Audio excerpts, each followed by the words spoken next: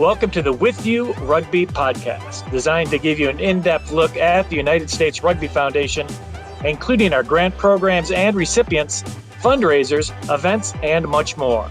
Now let's get started. Hello, everyone, and welcome to another broadcast of the With You podcast by the US Rugby Foundation.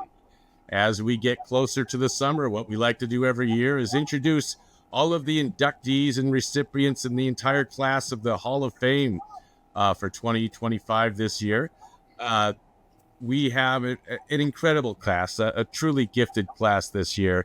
And I just want to remind everybody of the weekend that will be happening in Washington, D.C. on Thursday, July 17, will be USA Rugby's 50th birthday party, a big gala in Washington, D.C. on Friday, July 18th, is our Hall of Fame.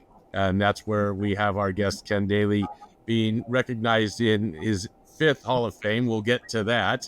And then the following day, my goodness, the Eagles men play England and the Eagles women play Fiji, all in Washington, D.C. Not only will the eyes of Rugby America be there, the eyes of the rugby world will be there. With me today is Ken Daly. He is being presented with the Lifetime Achievement Award. And over the next 45 or so minutes, you will know why he is truly deserving of this award. Welcome, Ken. Thank you, John. So, I mean, you define this award, truly define this award. We were chatting before we went live, and you have been in the game 80 years, and you celebrate your birthday next week, your 90th birthday next week. Happy early birthday. Thank you. 80 years ago. What is the biggest difference for the first time you stepped onto a rugby pitch to today's game? What has evolved over the years? Well, the main thing is that the score is now, it was 3 points, right? 2 for a conversion. It increased since that.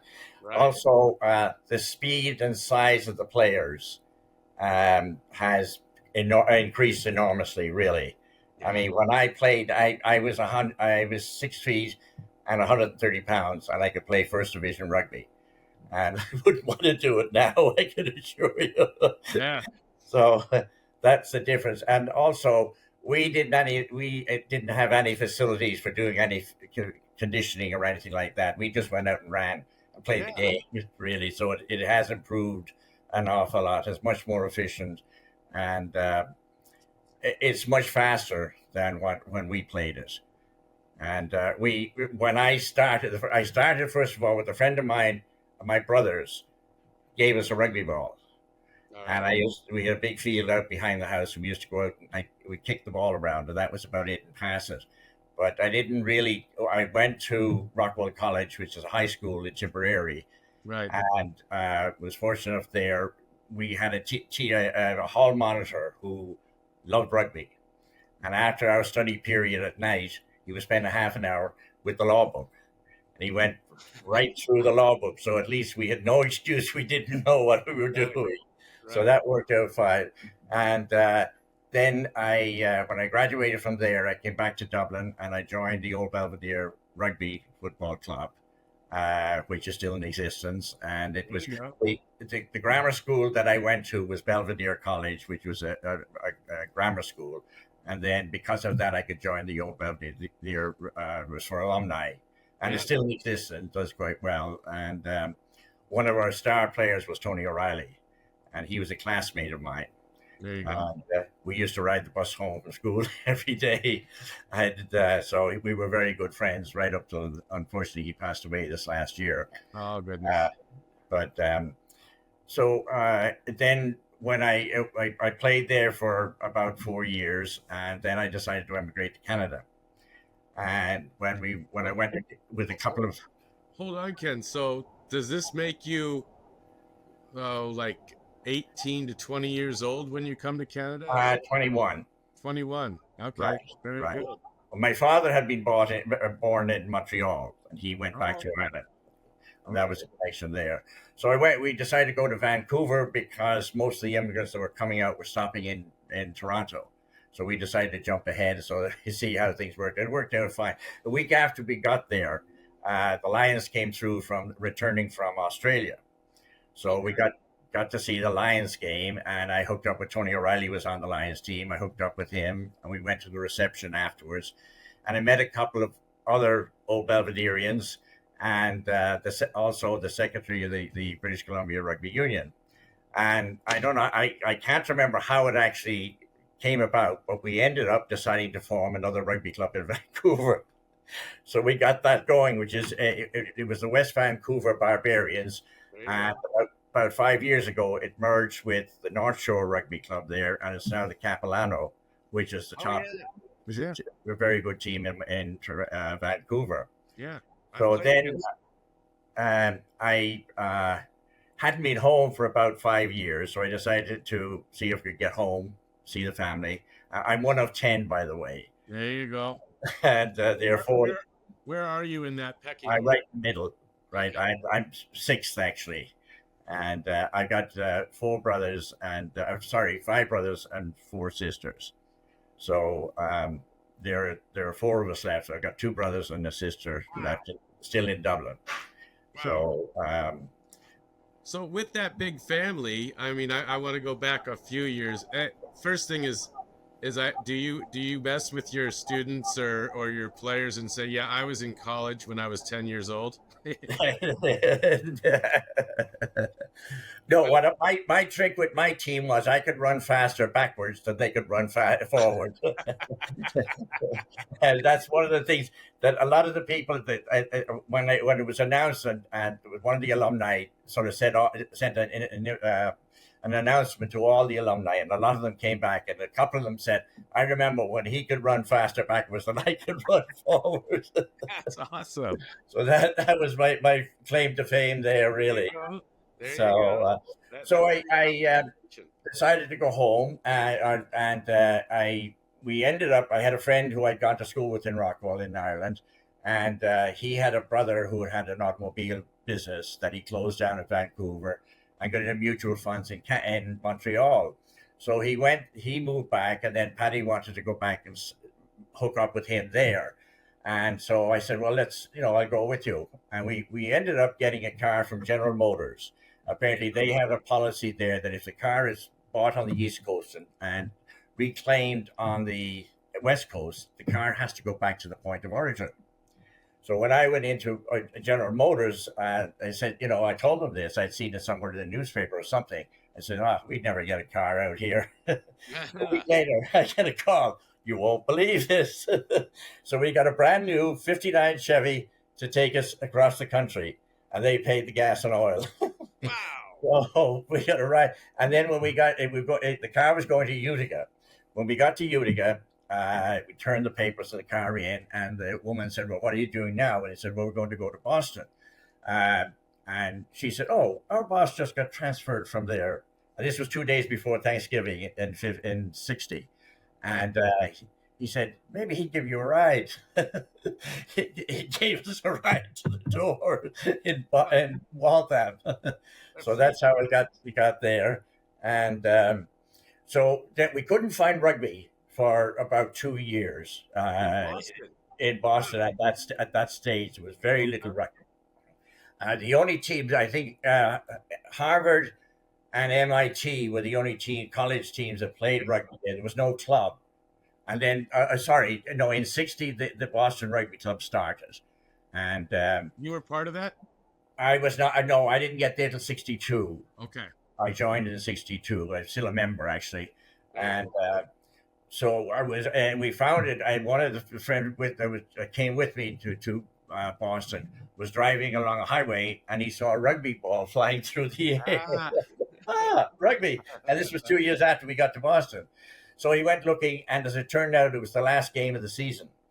And so they said, we're not doing anything till March, because in the East Coast, everything shuts down for 3 months. Right. So he said, we'll contact you in March and we'll get together. So I joined then, and I met Fritz. Of course, he was the president at the time. And Joe Walsh was also involved in it, and Ted Riseborough. So I'm contemporary of all of them.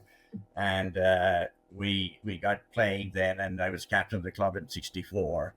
And then after that, each year I would drop down a team and remain as, because I knew all the players. So I went through 6 teams actually before I retired.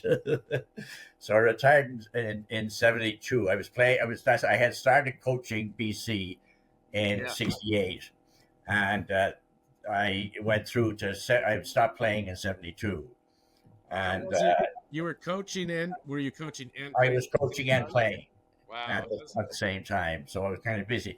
And I'd like to to thank my late wife for her patience and allow me. I used to practice 5 days a week and a game on Saturday. Right.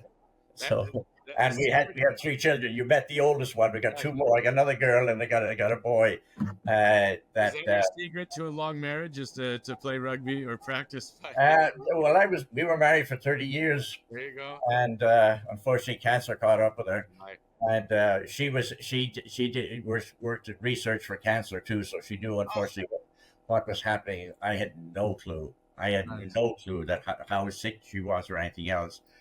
And she was diagnosed beginning of August, and she passed away at the end of October. Wow. So it's quick. Yeah. This might be, in one way, she didn't suffer really, thank goodness, but it was just such a shock, really. Right. So, but she left me 3 great kids. I got no complaints really, and I got 5 grandchildren, and I got 5 Halls of Fame for them. So, so then I hooked up with BC in '68. There was one of the Brian King, actually, who was the originator of it, had played one game at Hamilton College. Apparently his brother had gone there in upstate New York, and he went up to visit him, and apparently they cornered him into playing the game. He had no clue what he was doing. So when he came to BC, then he was small. He was not going to make the football team. And a couple of his friends were in the same situation. They were wanted to play football, but they just weren't. They were going to be 14 walk-ons if they're lucky. So they didn't want to stand around. So Brian said, maybe we could play rugby. There's a team that practices down the street. So I came to practice one afternoon, and we had it was a city park, and it had a building that we could use for a changing room. And somebody came in and said, I noticed there was a whole group of these, there were about 28 of these kids sitting at the end of our field where we were going to practice. And then somebody came in and said, we got a bunch of guys up there from BC that want to know how to play rugby. Why, you want to go up and teach them? So that's how it started, really. So, so I went up and we started then. And the men's team I did from '68 to '92. Yeah. And I started the women's in '79, and I finished that in '24. Goodness gracious. So we won a national championship. We were in the final '91, which was a little crazy because they ended up with 5 teams in the national championship. The first in '91. I don't know who was organizing it, but they came up with 5 teams. So we unfortunately, I don't know whether we were on the outs with them or what, but we ended up playing 2 games on Saturday and the final on Sunday. And we had to play the Air Force on Sunday. And of course and the other thing was that BC got out of school May 3rd. The championship was Memorial Day. And so we had no practice. We had an hour and a half practice on Friday, played 2 games on Saturday, which we won, and we lost the final 12-0, actually, to the Air Force team. So we were back the next year and decided to win it. We did. Yeah, no. So, but it's been a great fun for me, really. That's just enjoyed it. Now they keep telling me that I had an effect on their life, I say, what the hell did I do to do that? You produced 2 women's Eagles, didn't you? Right. Okay, tell me those. Rachel Jackson and Kat Darrow. All right. Kat was a strong half, and Rachel was a fullback. And how did that all come about? Well, they had graduated from when they played for the Eagles. They didn't. They had gone on and played club rugby, and that's how they went on became thing. It was Rachel played in Washington, and Okay. and I'm not sure Kat. I'm not sure where she played. I haven't seen her in a while now, but she was a really good scrum half. Yeah. Actually, she scored a funny story. We were in the semi. We had a great competition going with University of Connecticut, and their coach was a little bit over the top. And we played them down in New Orleans, and we were down by 3 points, and it was about 5 minutes to go in the game, and we got a penalty. And I had told Kat this story. I had played with the guy at Rockwell, who one day there was a ball kicked into our end zone, and there was going to be a 22 dropout. Right. And he picked up the ball and he put it behind him. He walked out to the 22, and he put it down, chipped it, picked it up, and ran scored. So I told Kat about this. So we got a penalty. Somebody tried to take Jackson's head off, actually, in the tackle right thing. So Kat picked up the ball and walked with the referee into the end zone. And their coach saw it, but none of the players were paying attention. She walked in and scored under the post. That put us in the final again. So That's hilarious. it was. It really was. I mean, I couldn't believe it. As soon as I saw her pick up the ball, I saw she remembered, and she just casually walked, and she had the ball away from the referee, so he didn't see it. But he just walked with it because he was walking to mark where the kick would be from. Right. So he just walked in and put it down, and he looked he couldn't believe it, really. And I roared laughing, and I could, their coach was so mad about that, really. But the crazy part about it is, when we came to the Final Four, we ended up playing UConn again in the final. They So that will tell you how things were mixed up when women's rugby started, the college rugby started in the US, really. But the problem was the next year I lost about 9 of that team. They all graduated. That's college rugby, unfortunately. So I really had great fun with all these people. I'm still, the 3 guys that started the team at BC are going to be at the events coming up. Fantastic. So, That's and great. then the women's decided they were a lot of the girls used to come down and watch the games on Saturday because they were friends with the guys that were playing. And then some of them said to one of the captains, "Why, we'd like to learn how to play rugby." So over comes Eddie Barnes. He says, "You want to take the girls on?" I said, "Sure." So that's I started doing that, and then, as I say, in '91 we won the championship, and so it's been a great ride, really. Rugby's been great to me, great fun, and I Boston Rugby Club used to hold an international tournament on Memorial Day weekend, and they'd invite 3 teams to the one European. Sorry, 2 European. It was generally a club, and the combined services team would come over, and then there'd be 2 U.S. teams. And the way they did it was that U.S. teams would play the foreign teams, and then the foreign teams would vote on the best U.S. team, and U.S. would vote on the best thing, and they were considered the winners then. So it was great, really. It was a great way to do it, and so we used to do that. So we that was every Memorial Day weekend, and we had fun doing that. And I got a couple. And in the '76, we played the Barbarians. Right. And one of my players, Bobby Collier, who's since deceased, unfortunately, this guy was a tremendous athlete. And he scored a try against the Barbarians, which was something to be. He was an All-American lacrosse player. And but he played rugby in the off season, and he was just a truck. He played center. He was a truck, really. Awesome. And so that was one of the highlights that I saw. And I remember there was a picture in the Globe paper, with the newspaper in Boston. The next day, he tackled. I can't remember the player's name. He was the Scottish fullback for the Barbarians. Okay. And he tackled him about 2 yards from the goal line. I mean, he came in, he hit the guy so hard, he flipped him up. unfortunately, there was a support player coming with the ball carrier, and as he got flipped up, he just flipped the ball, and the guy scored. But the Globe pictured the guy doing that actually, which was really. So I said to Bobby after, I said, the one mistake you made was you should never have flipped him up. You should have drove him back. There Really. you go.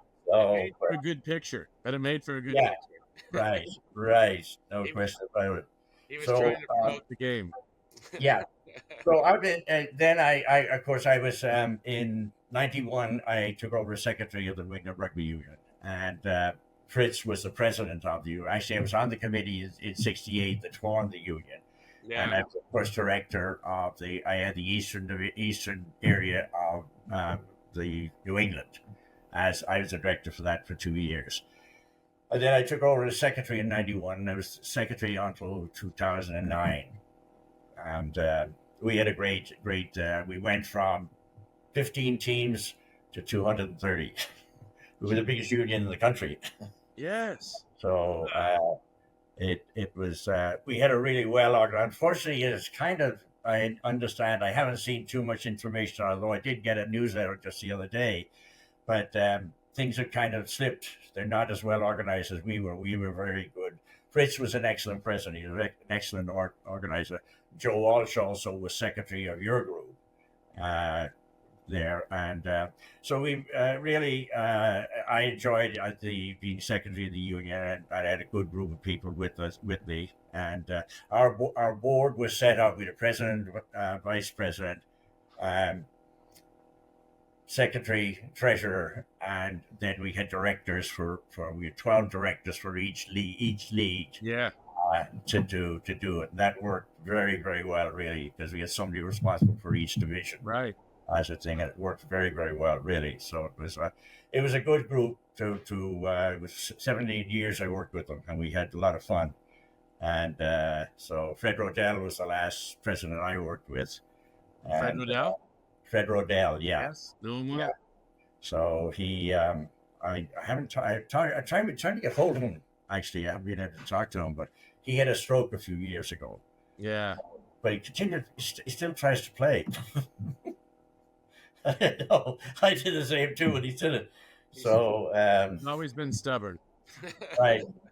But he we had a very, very tight group and did a really great job, I think, with the union. Our union was probably the best organized in the country, and was very proud of that. Well, you can look at the numbers and see the growth, and Yes, it yeah, has to be to get that kind of growth. right. And so then I stepped down there in 2009 from the union, but I was still coaching, and I finished up coaching last May 24. So now I'm a gentleman of leisure. Right. You've earned Yeah. And we talking about I played for Boston. We played the Racing Club of Paris in one of those tournaments, and we beat them. There you go. Right. And it was an English rugby reporter, very, very well known rugby reporter. I can't remember his name. He said, he said the next day, he said, the Racing Club, the Racing Club didn't know whether they were more surprised or not at losing the game, and Boston were more surprised that they won it. So we beat them by a point, and I kicked a penalty at the last minute of the game, and that was it. So Hey. I had the pleasure of doing that, really. You know the Koch brothers? Yeah. Yeah, well, one of those, Dave, played with me, and he'd been an All-American at small college at MIT, and he played basketball, and then he came out and played. He was really good. He had a 5-yard sidestep when he did it, which was amazing, really. And so he scored one try, and the other one he was on the wing. And on the other wing was a fellow named Dave Nyan, who was an op-ed reporter for the Boston Globe. And he scored the other one. And then we got the penalty right at the very end, right in front of the post, about 35 yards out. So the captain actually said that Mike Mulcahy played with me. And Mike was well known on the East Coast of rugby. He'd been played for Manhattan. He played for Boston for years. And he had taken the two conversions, and he missed both of them. So the Andy Wright said, "Well, why don't you try one?" So I took it, and boom, was right in the middle of the thing. There you go. Which was great, really. So that was fun. Oh, that's fantastic. Hey, you coached men for decades. You've coached women for decades. What's the difference, do you think, between coaching men versus coaching women? Did you find that you had to change your style or approach, or? Not really. No, I think the biggest thing is to make them understand. The women were easier to. You could tell them something and show them. A lot of my coaching was demonstration. Yeah. So I'd show them what to do, and they would do it and continue to do it. Whereas the men would fight it because they all, the old football brain would come in and they wanted to do it really. But I really never had, and in all the years, I think I had probably over 2,500 students over the years. Yeah. And I only had one person I had a problem with, and that was we went on tour to Ireland, and we took 31 players, which was a mistake, unfortunately, because we had 5 players that weren't going to play. They weren't going to get on the first team. Yeah. We knew that, and they tended to cause some problems. They got a big hassle in a hotel. They went out. I wasn't aware of it, and they went out and got themselves pretty well drunk. And they came into the hotel, and it turned out there were 2 corridors in the hotel, like a motel. It's a long type thing. And they went down and they knocked on every door at 2 o'clock in the morning. So the next morning, we were told to get the hell out. So, but the sad part was we were going to Killarney in Kerry, and we got down there. The manager knew about it. So he said, any noise and you're gone, really. So we had to make sure we didn't, but other than that, this one guy was sort of the instigator of a lot of this. And when we came back from the tour, the team told him to get lost. But I never had to tell. I never had any discipline problem with any of those students all those years, really, which is great. Yeah. I got along with them. And the women then, when they were very easy, they're very easy to coach because they say once you demonstrate and show them what to do, and they do it, then it gets in here and they'll do it, continue to do it. And, you're not the first coach to say that exact comparison. So that's right. funny. So it was. I never had. I had fun with everyone, both sides, and I think they enjoyed it too. At least what I'm getting back now from all the messages and congratulations and everything else. That a lot of them said you changed my life, which I didn't realize. I can assure you, and. I don't know what I did, but whatever I did, apparently it resonated with them, and they're very appreciative of it. Well, I think that's natural leadership, and you can see that in your conversations and your stories, and the fact that over all the decades, you only had really one issue. And yes, right. Leadership that I think resonates from you. That you don't have to be mean. You don't have to bring the hammer down.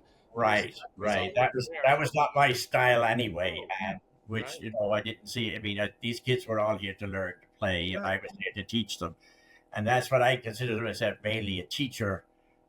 We went out to play the best we could, but the problem is that at BC over the years, rugby really is only now in the last 5 years starting to get recognition. They've finally given them a feel. Like probably about 10 years ago, we had a real nice field that we could play on. And all of a sudden, they decided to spend a ton of money on women's softball. So they took half our field. They told us we would have a field, but we've got a 50-yard field. Really. So they've since actually now, last year, they bought us another small school. And apparently there's a field there that the men's team, and I think the women's are playing there too. So, rugby has not been strictly a club sport, and they have not been very supportive of it, really. I mean, it's been a battle all along trying to get anything.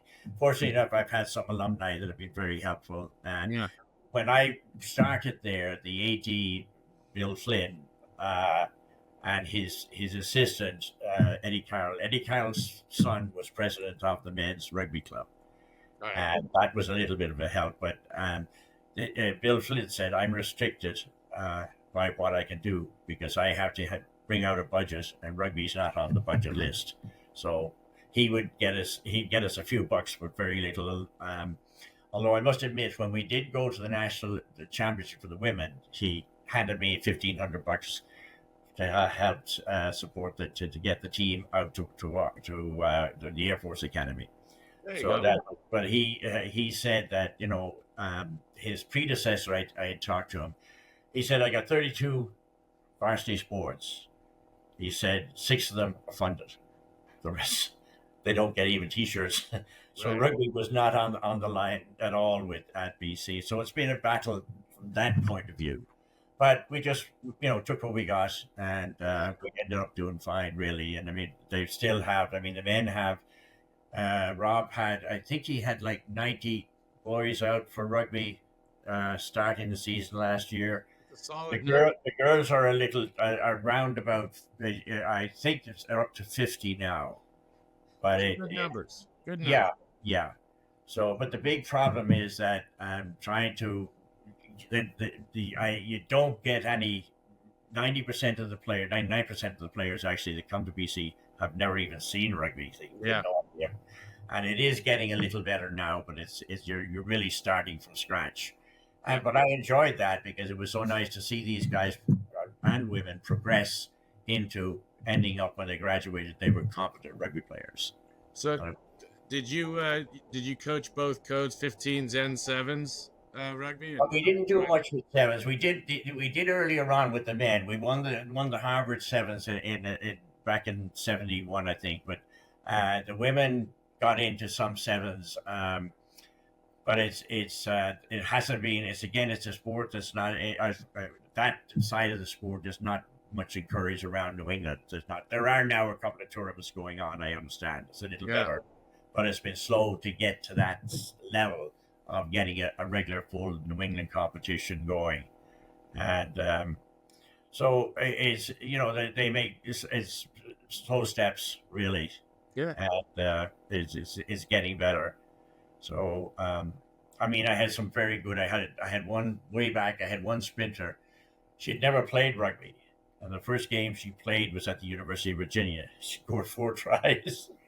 She was a sprinter, and she had a fight with the coach. The varsity coach at BC. She didn't like him. So somebody said, well, come and play rugby. And when I saw her running, I said, wow. So she was really, first game was 4 tries, was a pretty good start, really. So that was a big help, really. And we've had, a couple of the men's team, is Bobby Collier, was just an outstanding athlete and was an exceptional rugby player as well. So, and we've had people on the New England select side, a number of them, and Martin Kingston, who I coached with, he coached at Harvard when I was coaching, and we put together an East Collegiate All-Star team, and we used to play in that championship. We won 2 of those championships actually. And had great fun with Jack Clark. Everybody's buddy, Jack. There you go. Little East Coast, West Coast fun. Right. We beat him a couple of times. He wasn't happy with that either. No, he was never happy with losing. But... No, right. So then we took a team to a New England select side to Australia, New Zealand, and the year after the World Cup. And we went, first of all, we played in New Zealand, played a couple of games in New Zealand. And then we went to Sydney and we played against Macquarie University and the University of Sydney. And Macquarie we beat. Sydney, I think there was only a couple of points in it, really. We did very well. And they had one of the captain of the Sydney club actually was recovering from an injury. He came out and he played for them, so kind of was a little bit of a stacked deck from them. But we did well. We really did. We had a great. We were gone for 4 weeks. We had a great time. Really. Yeah. So we got to see a little of Australia and a little of New Zealand, which was nice. And my oldest grandson actually spent last year, his junior year. He just graduated from Holy Cross. He spent his junior year in Australia as well at Melbourne University. So he had a great time there. And so rugby has been my life, really. And I got to thank my wife for allowing me to do it without any problem, really. We never, it was never an issue with us. And he supported I've got to ask, you were obviously very busy. Yeah, I worked. I did work. You did. I worked for Air Lingus for 32 years. Right. So between all of this, how did you have time for, a first and second date? And then we seemed to work it together. It was really good, and we had a real happy life, very good marriage, and as I say, I'm very proud of my kids. The three of them, they've all done very well. And the 5 boys, they're all in college now. No, the youngest one is not. The younger one is 16. And he's the tallest of the 5 of them. So they're all over 6'4". Wow. Yeah, right. I don't know where it came from, but he really, and they're all A students, which is amazing. Hey, there you go. None of them, we have no health issues at all. Thank God. That's really great. So I really had a great, rugby has been great for me. I had one student I coached was Dennis O'Brien. I don't know whether you've heard the name or not. He's he's considered the richest Irishman in Ireland. Oh, and he got an MBA at BC, and I've kept in touch with him. And so if I need to go to a rugby game in Dublin, I just call him up and say, Dennis, I need a couple of tickets. And his son then just graduated from BC last year. Oh. And the son is manager of Peter McKibben, who's a PGA golfer. But Dennis played for me for two years while he was there. And as I said, I get to any game I want, he's going to box us at the Aviva. So just call him up and I'm all set, really, which is nice. So was rugby your only love, or was curling ever an option? Oh, I played, well, the funny part about when I arrived in Boston, we couldn't find any rugby. Yeah. For 2 years, I played Gaelic football. Okay. And we had fun doing that. We won a couple of championships. So it really was that. And when I started when I grew up in Swords, which was just north of Dublin, they had a football club there. And but the only time at that time, you couldn't play rugby and football at the same time. If they found out, the football people found out you go. The rugby guys couldn't care. So I would play rugby on Saturday, and then I go play football on Sunday, and never tell them that I was doing it. Right. So I was just having fun, really. You're never going to get injured, right? Right.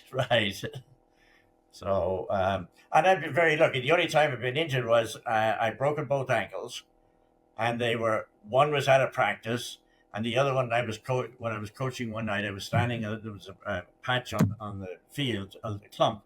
I was standing and I didn't realize somebody called me and I turned around and snapped my ankle. Oh. The other one, we had run a line out, and the winger cut in. Whatever way he did it, his foot came up underneath my knee, and he pulled over my ankle, snapped that too. So they're the only injuries I've had from rugby, really. Yeah, so, those are just odd.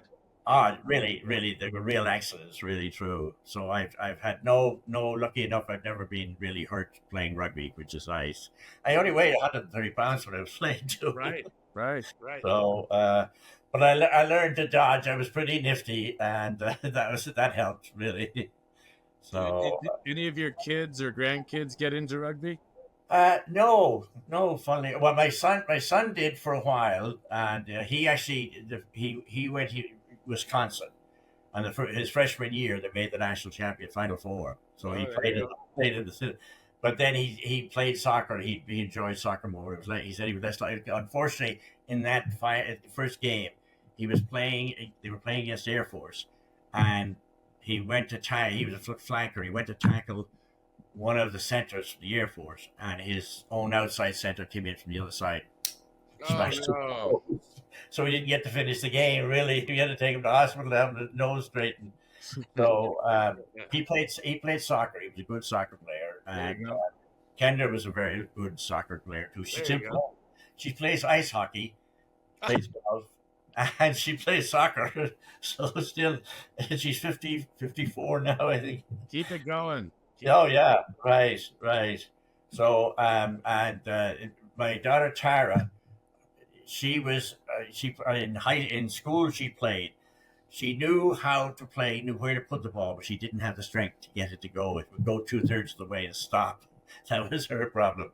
So, but they're all done fine. And as I say, I've got 5 boys to watch now. I Yeah. know what's to play. One of them is a varsity player at the Connecticut College in lacrosse. Okay. And he wants to go to Ireland next year, play for the Irish national team. Okay. Why So not?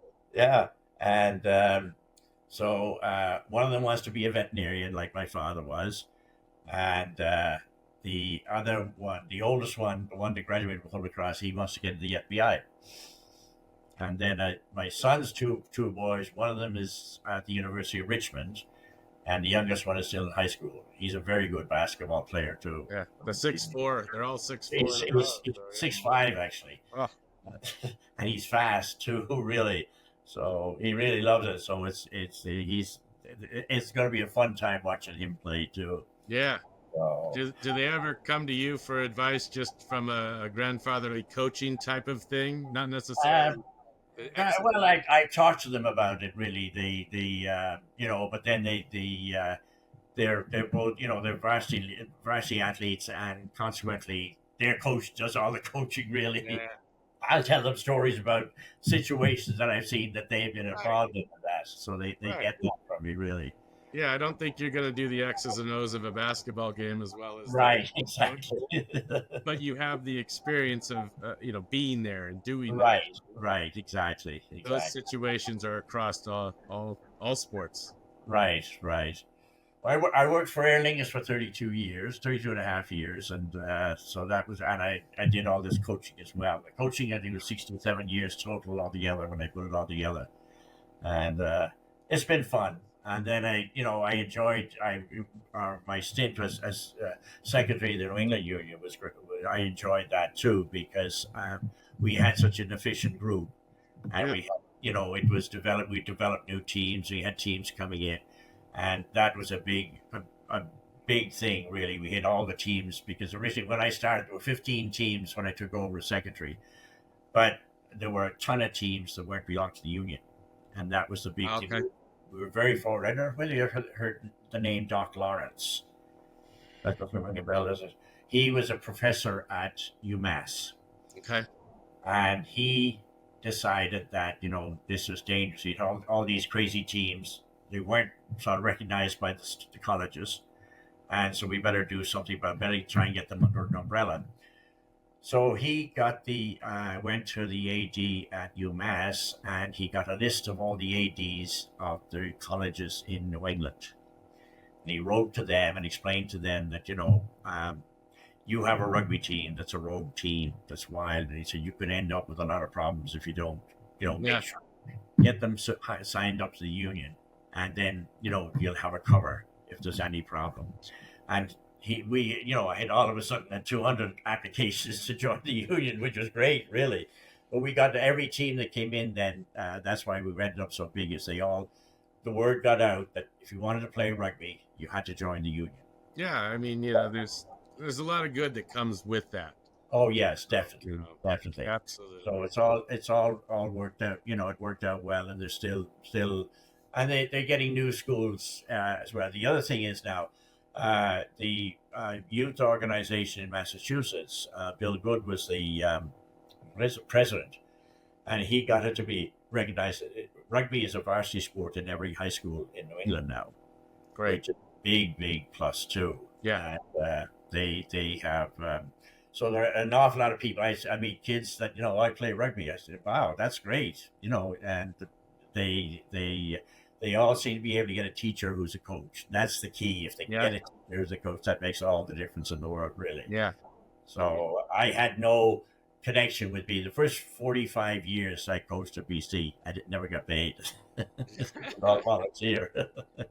So I didn't. I have a car. I'm a employee now, but I'm retired.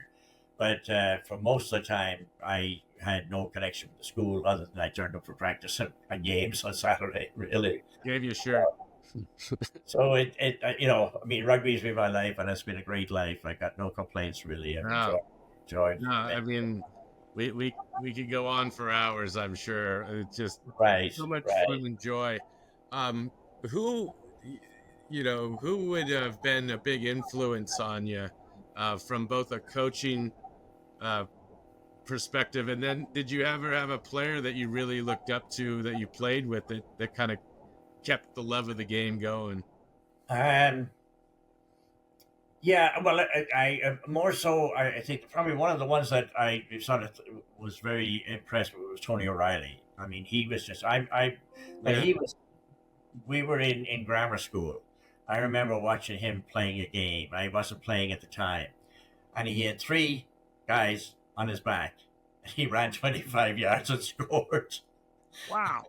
He was amazing. He was so, and I saw him play for the Lions in Vancouver, and he was on the wing. He was over sort of one side of the field, and the play was on the other side. It was a line out, and apparently the British Columbia winger intercepted the ball, and he's streaking up the far sideline, and Tony's on this side of the field. He realized that nobody was going to tackle this guy, and he just took off. And talk about a rocket! He caught the guy about 5 yards from the goal line. He hit him so hard he put him 10 yards out over the sideline.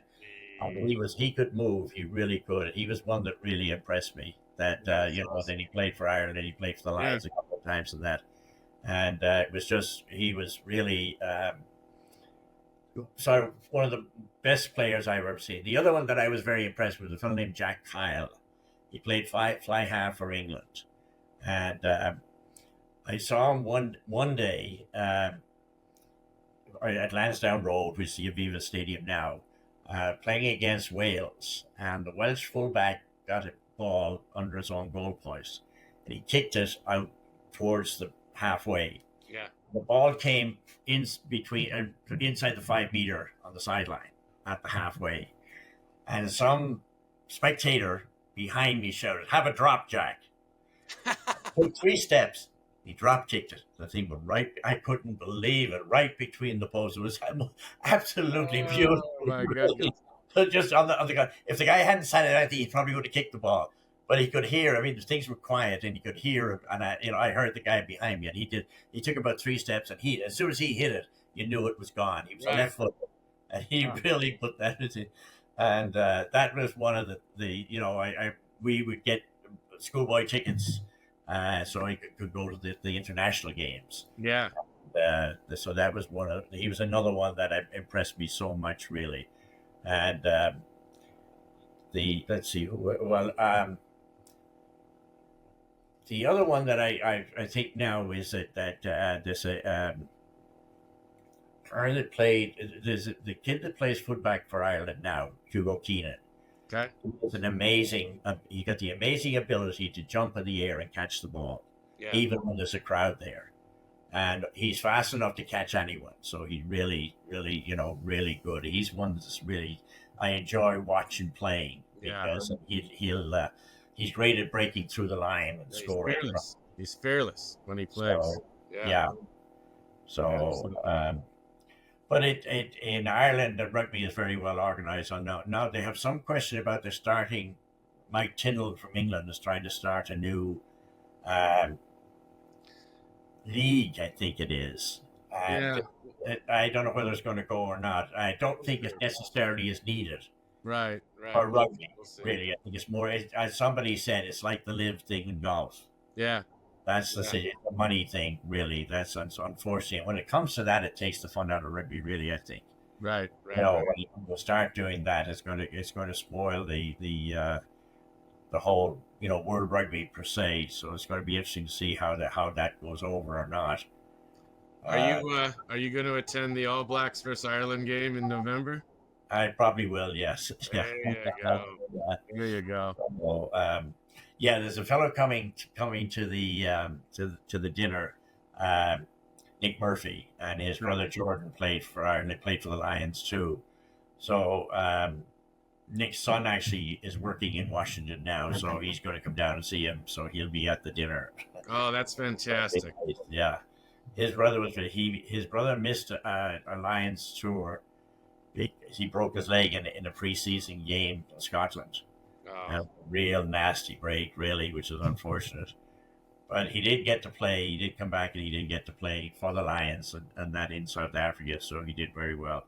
I saw him playing in Manchester, New Hampshire. He was with the Irish team that came over to play the US.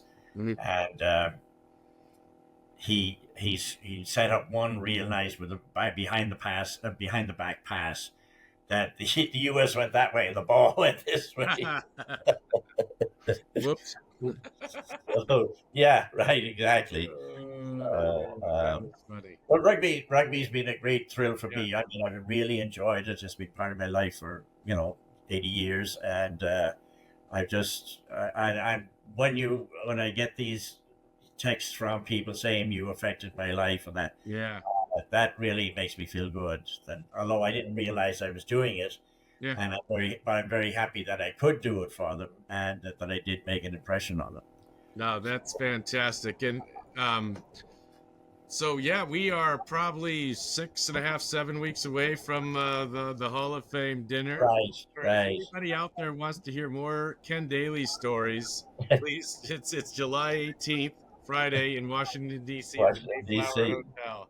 Right. Well, thank you, John. This has been quite a thrill, and it's been the icing on the cake for me, really, in my life. It's been I've had 90 great years, and I can't complain. I've got no complaints at all, really.